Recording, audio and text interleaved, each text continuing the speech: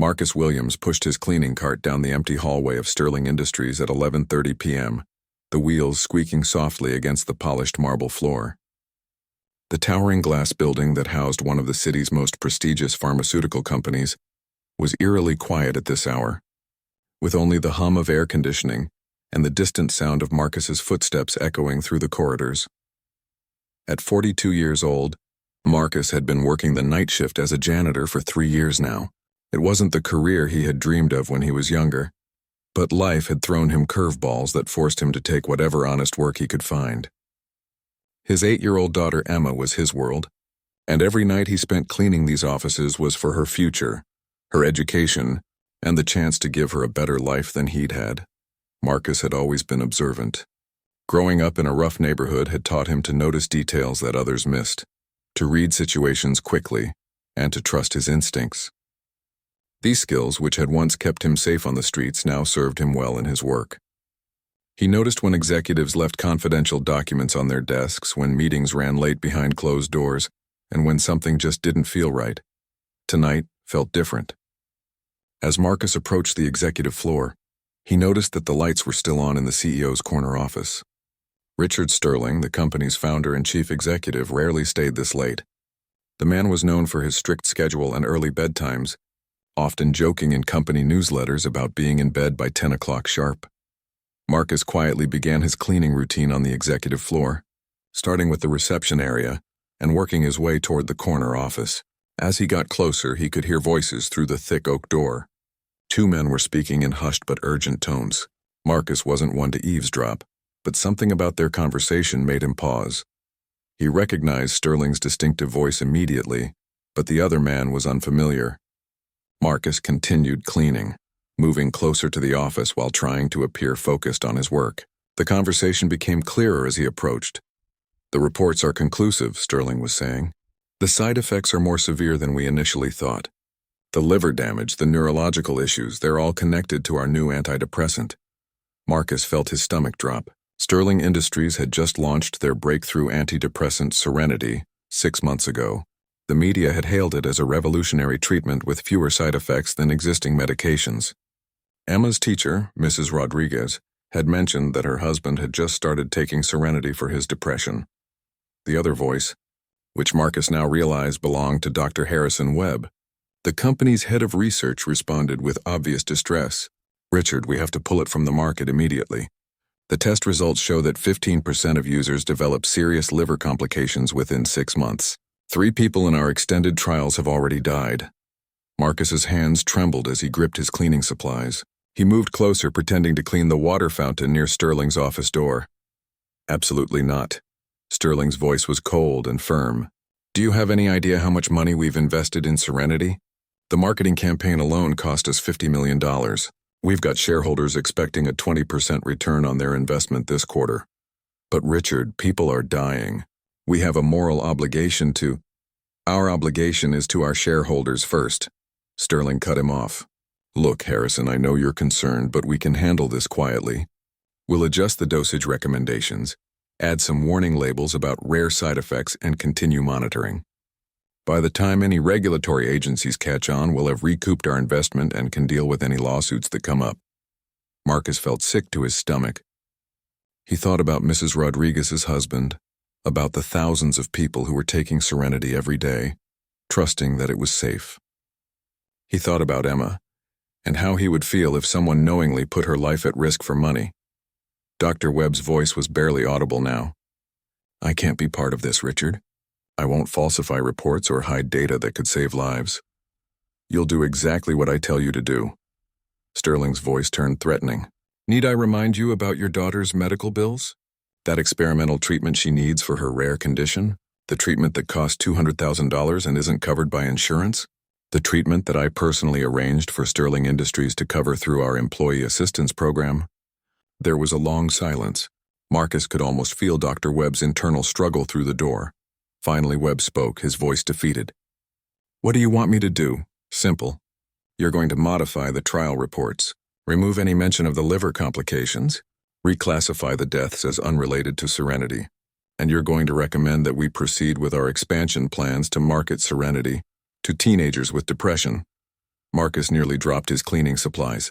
Teenagers? Emma was only 8, but he knew that adolescent depression was becoming more common, and the idea of Sterling knowingly marketing a dangerous drug to kids made his blood boil. I need those revised reports on my desk by Monday morning, Sterling continued. And Harrison? This conversation never happened. If anyone asks, Serenity is performing exactly as expected, with minimal side effects and excellent patient outcomes.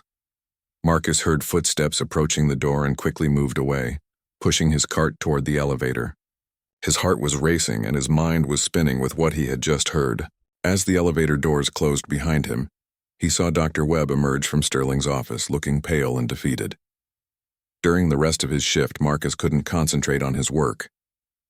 He kept thinking about the conversation he had overheard, about the people who were unknowingly taking a dangerous medication, about Dr. Webb being blackmailed into silence, and about Sterling's callous disregard for human life.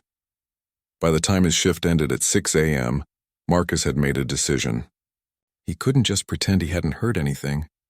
Too many lives were at stake. But he also knew that as a janitor with a criminal record from his youth, nobody would believe him if he simply came forward with his story. As he drove home to get Emma ready for school, Marcus realized he needed evidence. He needed proof of what Sterling was planning to do, and somehow he was going to have to find a way to get it, even if it meant risking everything he had worked so hard to build for his daughter's future.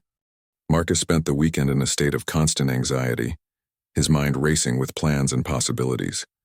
Every time he looked at Emma playing in their small apartment, coloring in her books or watching cartoons, he thought about all the children who might be prescribed Serenity if Sterling's plan succeeded. The weight of what he knew felt crushing, but he couldn't shake the determination that had been building since Friday night. On Sunday evening, as he prepared for another week of night shifts, Marcus decided he needed help.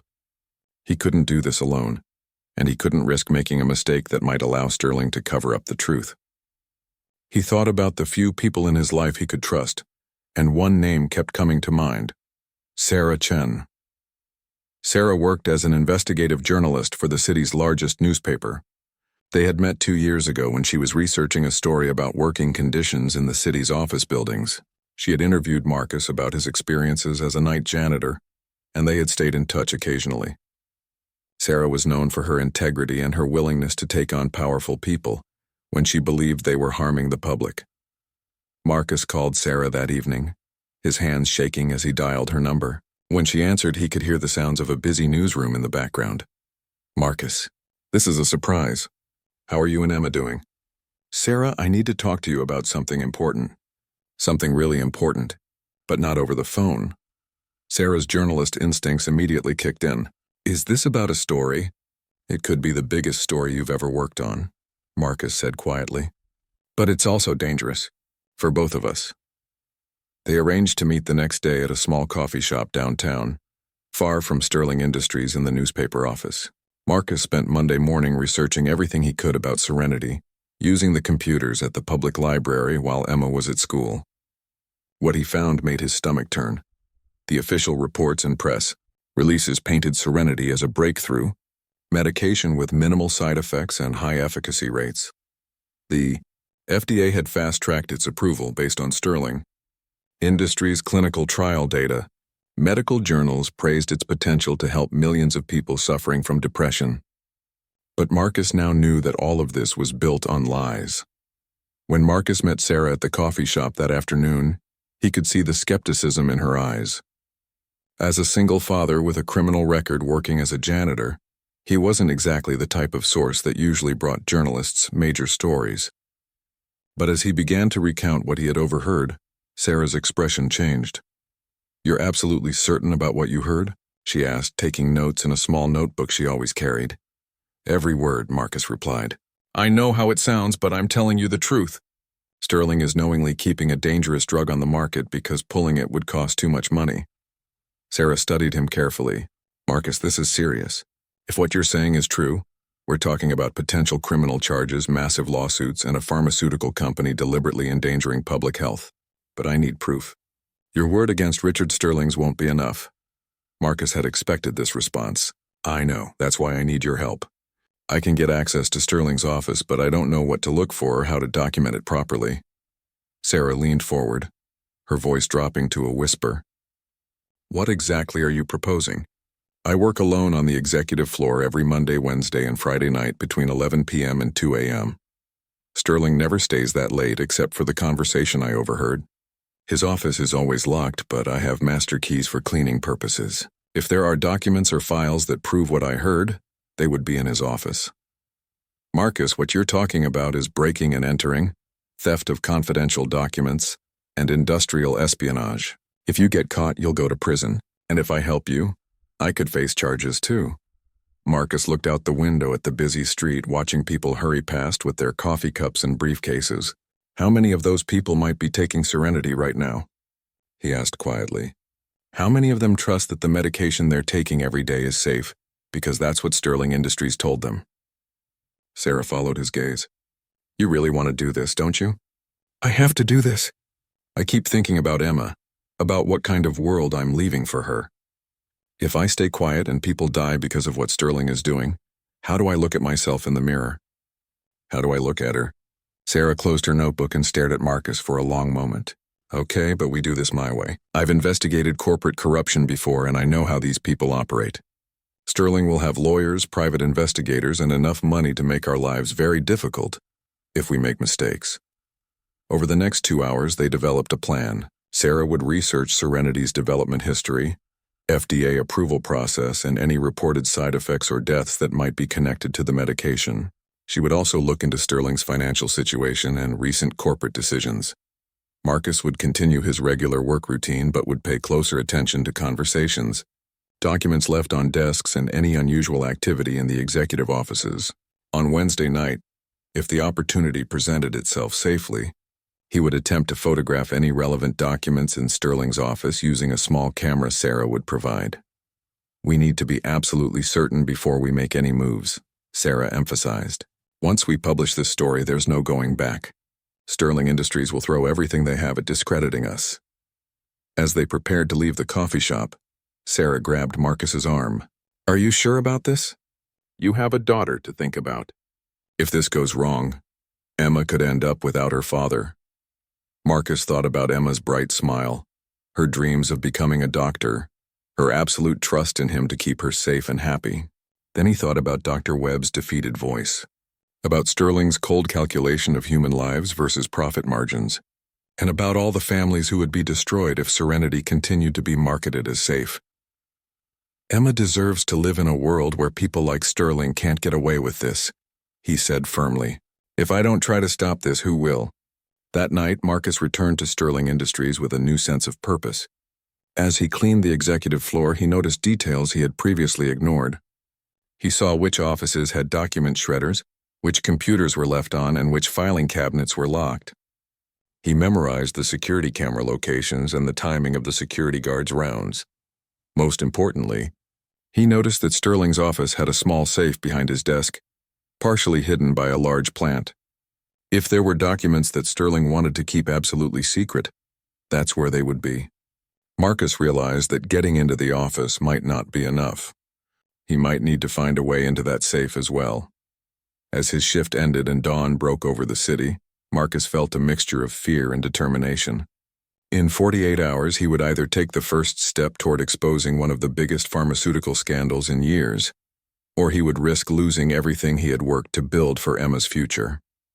But for the first time since he had overheard that conversation, Marcus felt like he was doing something that mattered. Wednesday night arrived with an unexpected complication. As Marcus entered Sterling Industries for his shift, he noticed something different immediately. There was a new security guard at the front desk, a tall, muscular man who watched Marcus with suspicious eyes as he signed in with his usual friendly greeting. Working late again, Marcus? The guard asked, checking his clipboard with unusual attention. Same as always, Mr. Johnson, Marcus replied, trying to keep his voice casual. Just me and the cleaning supplies. But this wasn't Mr. Johnson, the elderly security guard who usually worked nights and knew Marcus well. This was someone new. Someone who seemed far more alert and professional than the typical night security staff at Sterling Industries.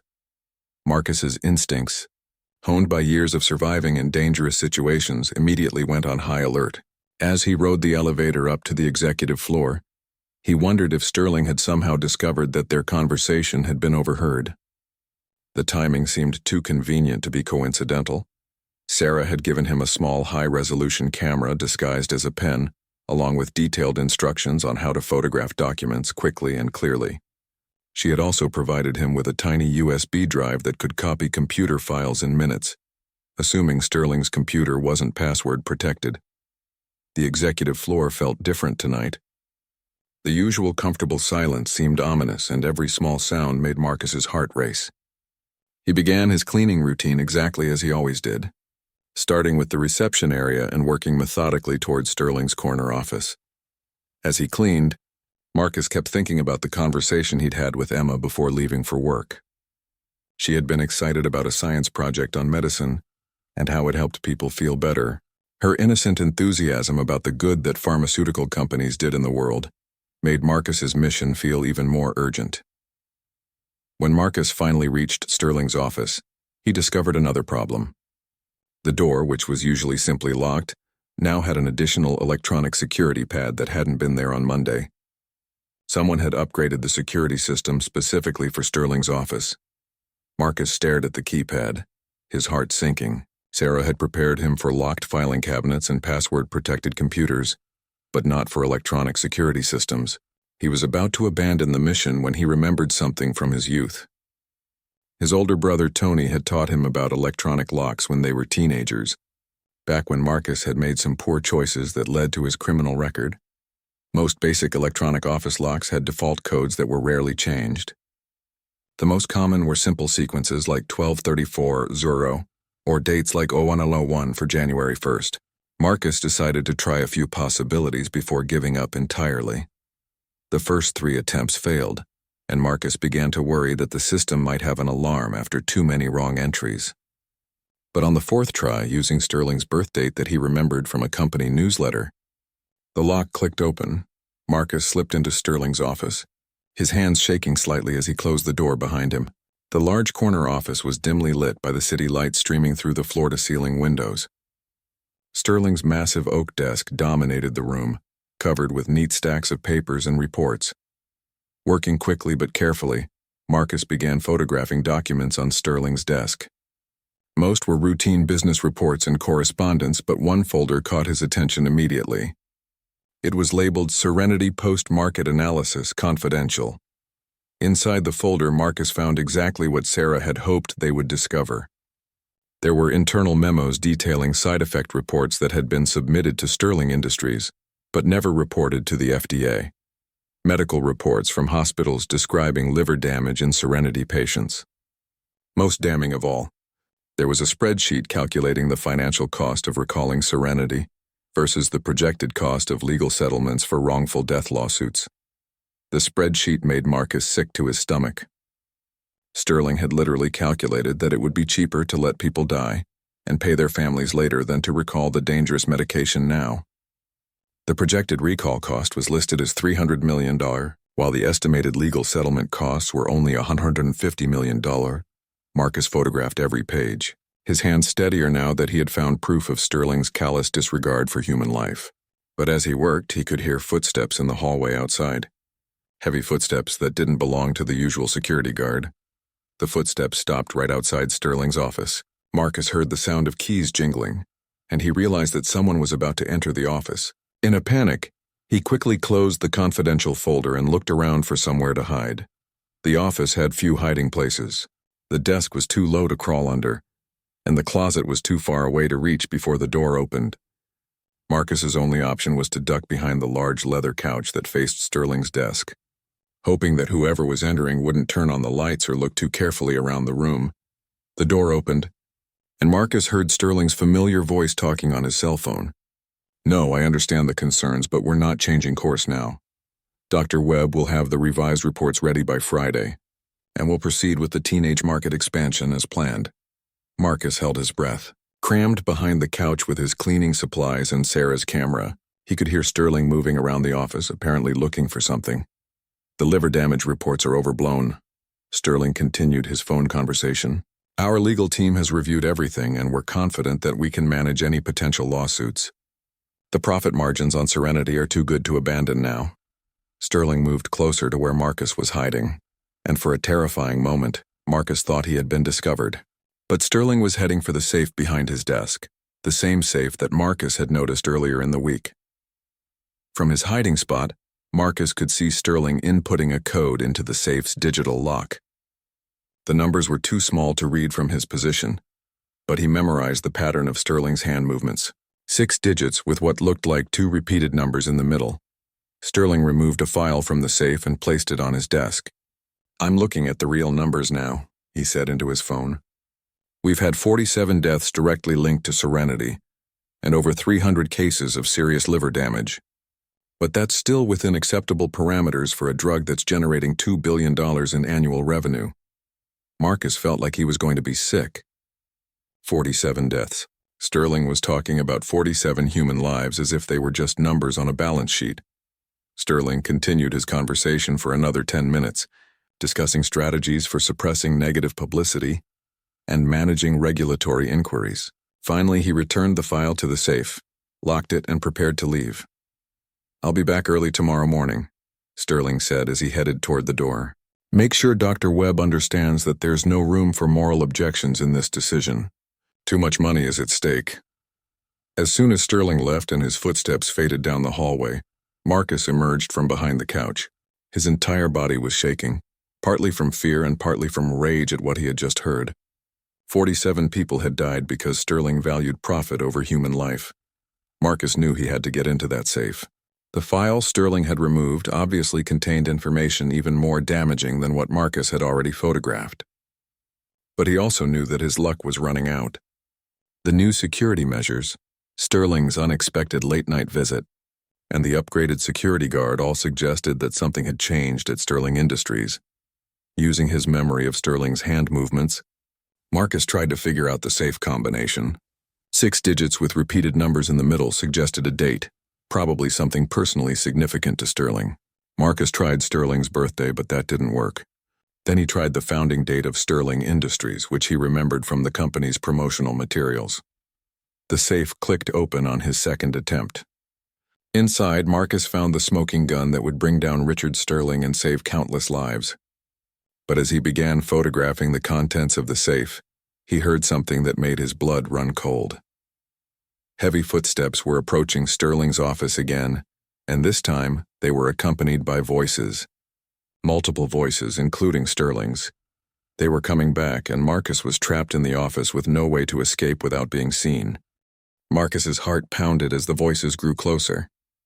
He quickly snapped photos of the remaining documents in the safe, including what appeared to be original clinical trial data, showing the true extent of Serenity's dangerous side effects.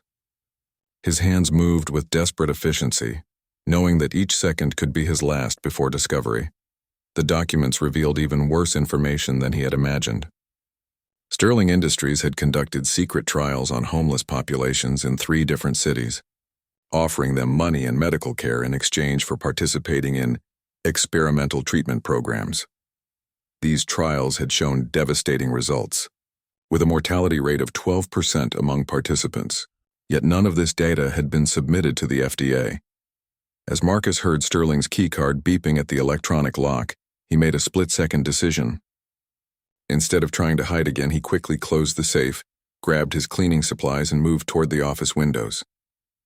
The corner office had a small alcove behind heavy curtains where Sterling kept a coffee service and small refrigerator for private meetings.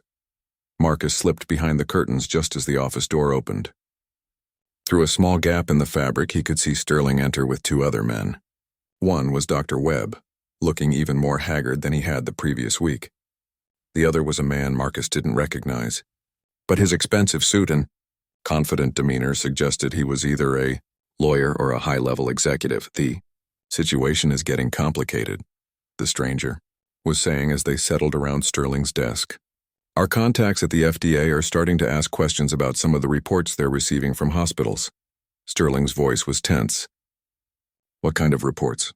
"Liver damage cases that seem to correlate with Serenity usage. 3 hospitals in different states have filed preliminary adverse event reports." It's not enough to trigger an investigation yet, but if the pattern continues, we could have problems. Marcus continued taking photographs through the curtain, using the camera's silent mode to capture the conversation and document the meeting. This was exactly the kind of evidence Sarah would need to prove that Sterling was actively working to suppress safety information. Dr. Webb finally spoke, his voice barely above a whisper. "Richard, I can't keep falsifying these reports. The data is clear. Serenity is causing serious harm to patients. We have a moral obligation to warn people." The stranger, who Marcus now realized was probably Sterling's head lawyer, responded before Sterling could speak. "Dr. Webb, I need to remind you that you signed confidentiality agreements that legally prevent you from discussing internal company research with outside parties. Breaking those agreements could result in criminal charges and personal liability for damages to the company." "Are you threatening me?" Webb asked, his voice gaining strength. "I'm informing you of your legal obligations," the lawyer replied smoothly, "just as I'm sure Richard has informed you about the company's continued commitment to covering your daughter's medical expenses." Marcus watched Webb's shoulders slump in defeat. The man was being systematically destroyed by Sterling's manipulation, trapped between his conscience and his daughter's life. Sterling leaned forward in his chair. "Harrison, I need those revised clinical trial reports by Friday morning. Remove any mention of the liver complications, reclassify the deaths as unrelated to Serenity, and emphasize the positive psychological outcomes." "Can you do that for me?" There was a long pause before Webb answered. "Yes, Richard. I'll have them ready." "Excellent. Now, regarding the teenage market expansion, I want to accelerate our timeline. Instead of launching next year, I want us ready to market Serenity to adolescent patients within 6 months. Marcus felt his stomach drop. 6 months. Sterling wanted to start giving this dangerous medication to teenagers in 6 months. The lawyer consulted his notes. "The FDA approval for adolescent use is still pending. We need additional trial data for that age group." Sterling smiled coldly. "Then we'll manufacture the trial data. We have enough researchers on our payroll to create whatever studies we need. The teenage depression medication market is worth $5 billion annually. I'm not letting regulatory red tape keep us from claiming our share." Marcus realized he was witnessing not just a cover-up of existing harm, but the planning of an even larger conspiracy that would endanger thousands of children. He continued photographing, making sure to capture clear images of all 3 men during their conversation. The meeting continued for another 30 minutes, during which Marcus learned about Sterling's network of corrupt researchers, bribed FDA contacts, and paid medical experts who would testify that Serenity was safe, regardless of the actual evidence. It was a comprehensive conspiracy that reached into multiple levels of government and medical institutions. Finally, the 3 men prepared to leave. But as they walked toward the door, Sterling stopped suddenly. "Did you leave the safe open earlier?" he asked the lawyer. Marcus's blood turned to ice. In his haste to hide, he hadn't properly closed the safe door. It was slightly ajar, which Sterling had apparently noticed. "I didn't touch the safe," the lawyer replied. "Dr. Webb, were you in here earlier?" "No, I came straight from the parking garage when you called," Webb answered. Sterling moved back toward the safe, examining it carefully. "This is strange. I'm certain I locked it properly when I left earlier." Marcus gripped his cleaning supplies tightly, prepared to run if necessary. He thought about Emma, probably sleeping peacefully at home, and wondered if this would be the last night he would be able to tuck her into bed. Sterling opened the safe and quickly examined its contents. "Everything seems to be here," he said after a moment. "But I'm going to have security review tonight's camera footage tomorrow morning. If someone has been accessing my office, I want to know about it." The 3 men left, but their conversation continued in the hallway. Marcus heard Sterling instructing the lawyer to increase security measures and have all night shift. Employees investigated for potential connections to competitors or regulatory agencies. Marcus waited another 10 minutes before emerging from behind the curtains. His legs were shaky and his shirt was soaked with sweat, but he had survived. More importantly, he now had evidence that could expose not just Sterling's cover-up of Serenity's dangers, but his plans to expand the fraud to include children. As he quietly finished his cleaning routine and prepared to leave Sterling's office, Marcus realized that his life had just become much more dangerous. Sterling would review the security footage and would likely discover that Marcus had been in areas where he wasn't supposed to be. It was only a matter of time before suspicion fell on him. Marcus left Sterling Industries that night, knowing it might be his last shift. But tucked safely in his pocket was a camera full of evidence that could save thousands of lives and bring down one of the most corrupt pharmaceutical executives in the country. The next morning, as he watched Emma eat her breakfast and get ready for school, Marcus made a decision. He would meet with Sarah immediately and turn over all the evidence he had gathered. Whatever happened to him after that, at least he would know that he had done everything possible to protect innocent people from Sterling's greed. As Emma hugged him goodbye and headed off to school, Marcus whispered a silent prayer that he would still be free to pick her up that afternoon. But even if he wasn't, he knew that the evidence he had gathered would ensure that Sterling could never harm another family the way he had harmed so many already. Marcus met Sarah at a different location Thursday morning, a small diner on the outskirts of town where they were unlikely to be recognized. His hands shook slightly as he handed her the camera and USB drive containing all the evidence he had gathered. Sarah's eyes widened as she reviewed the photographs on the camera's small screen. "Marcus, this is incredible. This isn't just a story about hiding side effects. This is a massive conspiracy involving fraud, bribery, and intentional harm to patients." "There's more," Marcus said quietly. "Sterling is planning to market Serenity to teenagers within 6 months, even though he knows it's killing people. And he's going to manufacture fake trial data to get FDA approval." Sarah looked up from the camera, her expression serious. "We need to move fast. If Sterling suspects that someone has this information, he'll start destroying evidence and intimidating witnesses. I'm going to call my editor and see if we can fast-track this story."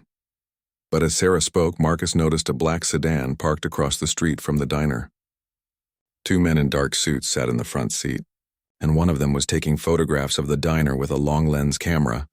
"Sarah," Marcus said quietly, "I think we have a problem." Sarah followed his gaze and immediately understood. "They're watching us. How did they find us so quickly?" Marcus's mind raced. "Sterling said he was going to review the security footage. He must have seen me in areas where I wasn't supposed to be. And if he had me followed." The black sedan's doors opened, and the 2 men began walking toward the diner. Marcus grabbed Sarah's arm. "We need to leave, now." They quickly paid their bill and exited through the diner's back door, which led to an alley behind the building. Sarah clutched the camera tightly as they hurried toward her car, parked several blocks away. "Marcus, I need to ask you something important," Sarah said, as they walked quickly through the alley. "Are you prepared for what's going to happen next? Once I publish this story, Sterling is going to use every resource he has to destroy both of us. He'll try to discredit you, have you arrested, maybe even threaten Emma." Marcus thought about his daughter, probably sitting in her 3rd-grade classroom at that very moment, completely unaware that her father's life was spiraling into danger. "I know the risks, but I keep thinking about those 47 people who died because of Sterling's greed, and all the teenagers who are going to be given Serenity if we don't stop him." They reached Sarah's car without being followed, but both knew that their safety was temporary. Sterling Industries had the resources to track them down anywhere in the city. "I'm going to take you somewhere safe," Sarah said as they got in her car. "I have a friend who runs a small motel outside the city. You can stay there while I work on the story." "What about Emma? She gets out of school at 3:30 and I always pick her up." Sarah checked her watch. It was already 11 a.m. "We'll figure something out. But right now your safety is the priority. If something happens to you, all of this evidence becomes worthless." As they drove toward the motel, Sarah's phone rang. She answered using her car's hands-free system, and Marcus heard a familiar voice that made his blood run cold.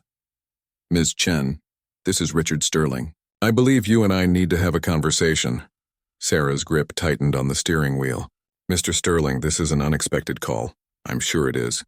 I understand you've been meeting with one of my employees, a janitor named Marcus Williams. I'd like to offer you some advice about the reliability of information from such sources." "I don't know what you're talking about," Sarah replied. But Marcus could hear the tension in her voice. Sterling's laugh was cold and calculating. "Ms. Chen, I've been dealing with journalists for 20 years. I know when someone is working on a story about my company. I also know that Marcus Williams has a criminal record and a history of making poor decisions. Anything he might have told you should be viewed with extreme skepticism." Marcus felt his face burn with anger, but Sarah remained professional. Mr. Sterling, if you have concerns about potential news coverage of your company, I suggest you contact my editor through official channels. Oh, I intend to do exactly that. But I also wanted to give you a chance to understand the full picture before you make any decisions that might damage your career. There was a pause, and when Sterling spoke again, his voice carried a subtle threat. You see, Ms. Chen, Marcus Williams isn't just a janitor with a criminal past. He's also a desperate father who would do anything to secure his daughter's future. That makes him exactly the kind of person who might fabricate stories or steal documents to try to extort money from successful companies. Marcus felt his hands clench into fists. Sterling was already beginning his campaign to destroy Marcus's credibility. Furthermore, Sterling continued, I should mention that Sterling Industries employs some of the best legal minds in the country. We've successfully defended against numerous attempts by disgruntled employees and opportunistic journalists to damage our reputation with false allegations. Sarah pulled into a gas station and parked away from other customers. Mr. Sterling, are you threatening me? Not at all. I'm simply pointing out that publishing false or misleading information about Sterling Industries could have serious legal consequences. Defamation lawsuits can be very expensive even when they're ultimately unsuccessful. Thank you for the call, Mr. Sterling. If you have any official statements about your company's products or practices, please contact my editor. Sarah hung up and turned to Marcus. He's scared.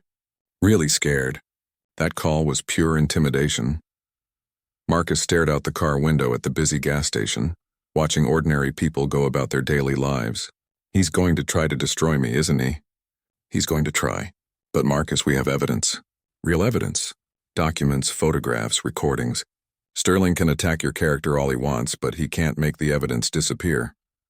Sarah's phone buzzed with a text message. She read it and her face went pale. Marcus, we have another problem. This is from my editor.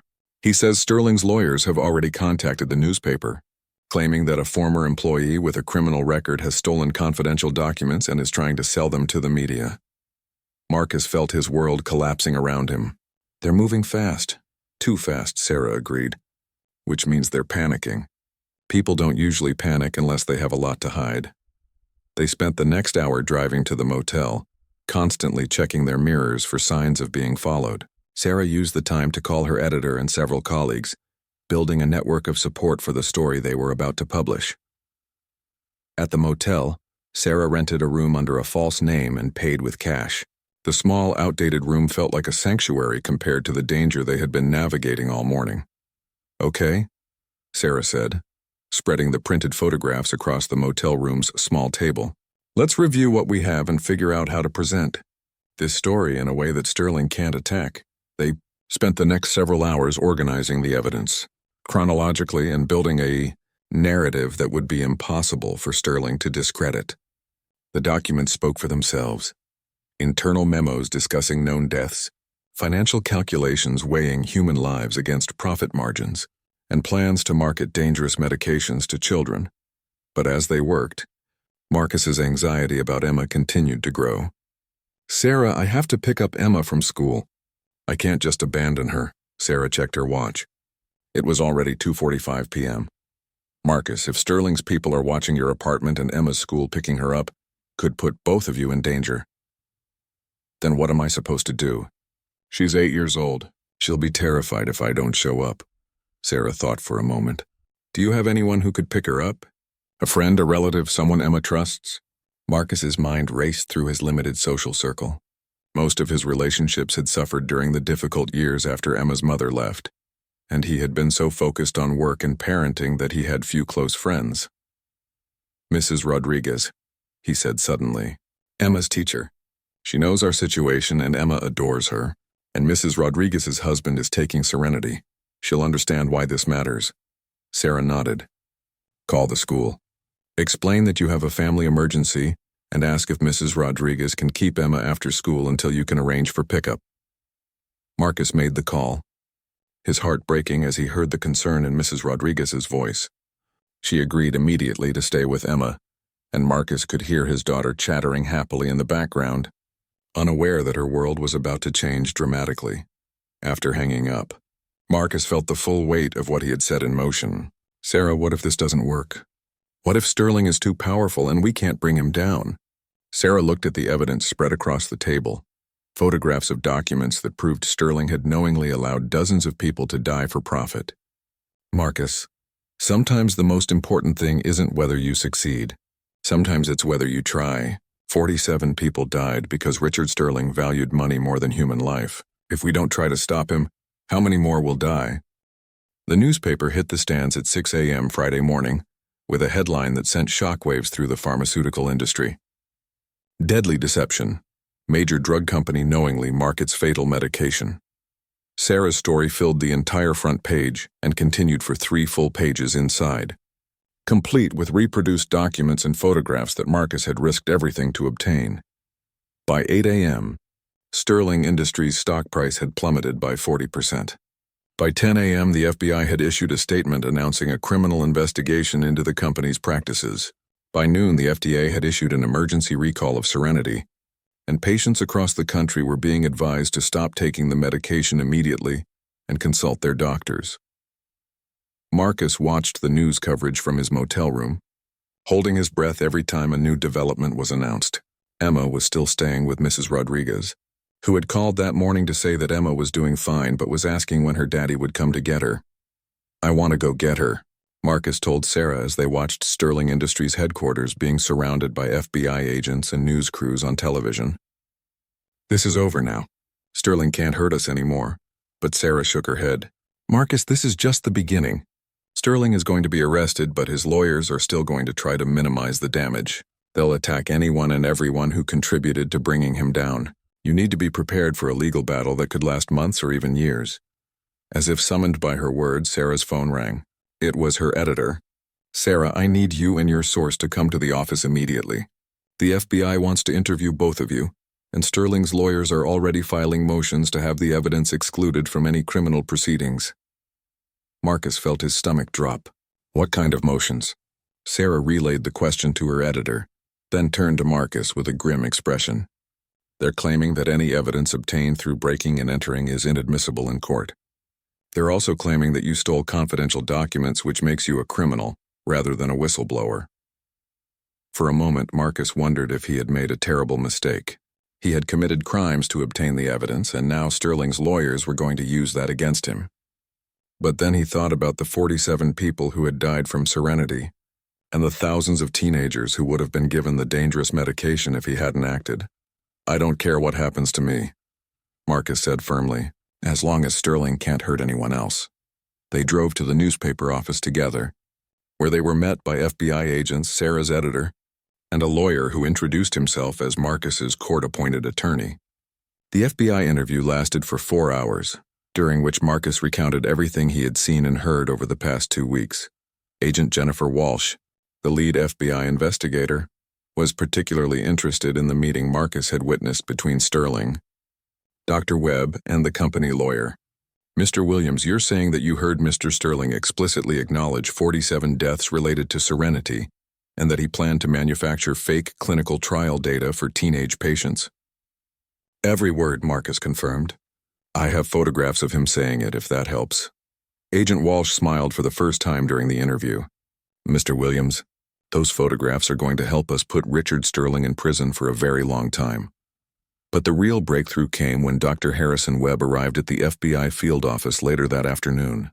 Sterling's arrest had apparently freed Webb from his fear of retaliation, and he brought with him boxes of original clinical trial data that he had hidden in his home office. Marcus watched through the window as Dr. Webb was escorted into the building, carrying evidence that would corroborate everything Marcus had witnessed. For the first time since this ordeal began, Marcus felt hope that justice might actually be served. The legal proceedings moved quickly after that. Sterling was arrested on charges of fraud, conspiracy, and reckless endangerment. The fake security guard who had been watching Marcus was revealed to be a private investigator, hired by Sterling to intimidate potential whistleblowers. Sterling's head lawyer was arrested as a co-conspirator in the cover-up. Most importantly for Marcus, the FBI agents and federal prosecutors made it clear that his actions would be treated as whistleblowing rather than criminal behavior. The evidence he had gathered was ruled admissible because it exposed ongoing crimes that threatened public safety. 3 months later, Marcus sat in a federal courtroom watching Richard Sterling being sentenced to 15 years in prison for his role in the Serenity conspiracy. The judge's words echoed through the courtroom.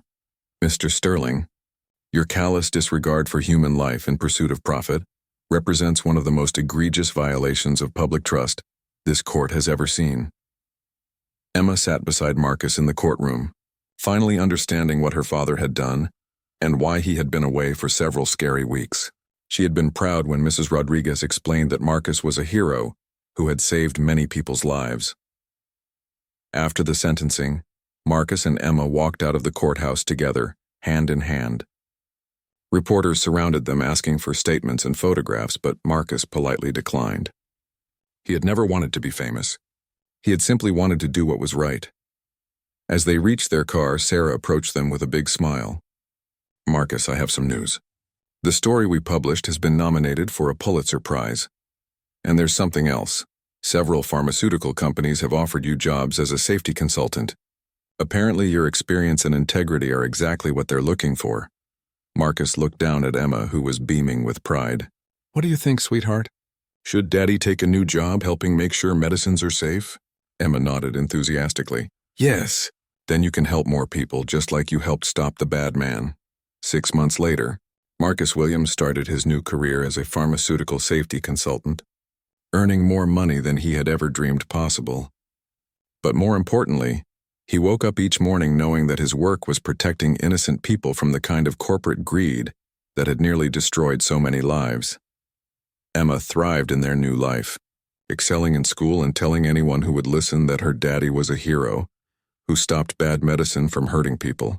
And every night as Marcus tucked her into bed, he was reminded that sometimes the most important thing you can do is simply refuse to stay quiet when you witness something wrong. The Serenity scandal led to sweeping reforms in pharmaceutical regulation and testing procedures. Dr. Webb, who had cooperated fully with federal investigators, was allowed to keep his medical license and now works for a nonprofit organization that advocates for honest medical research. As for Marcus, he never returned to Sterling Industries as a janitor, but sometimes when he drove past the building on his way to meetings with pharmaceutical executives and FDA officials, he remembered that night when he had overheard a conversation that changed his life forever. He had been just a single father working as a janitor, trying to build a better future for his daughter.